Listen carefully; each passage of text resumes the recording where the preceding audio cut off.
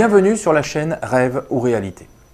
Nouvelle vidéo sur le RGPD, le Règlement général sur la protection des données. Faut-il s'y mettre maintenant?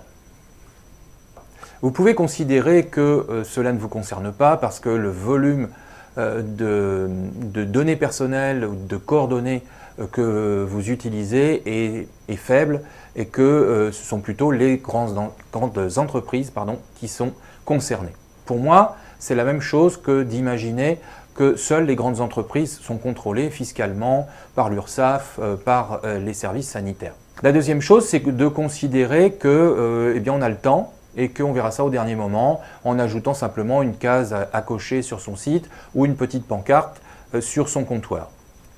Pour moi, c'est comme vouloir apprendre à conduire uniquement sur l'autoroute parce qu'on considère que c'est le danger le plus important et on oublie d'apprendre à conduire en ville et sur route. La troisième possibilité, c'est de penser que finalement on ne risque pas grand-chose de plus qu'un avertissement, à taper sur les doigts, une petite amende. Alors, il est vrai que l'amende n'est pas importante, 4% du chiffre d'affaires annuel de l'entreprise. Bon, cela fait entre 1 000 € et peut-être 15 000, 20 000 euros.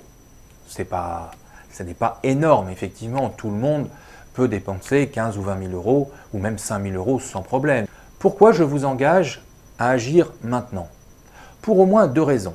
La première, c'est que, vous le vouliez ou non, le 25 mai, vous devrez être en conformité avec ce règlement.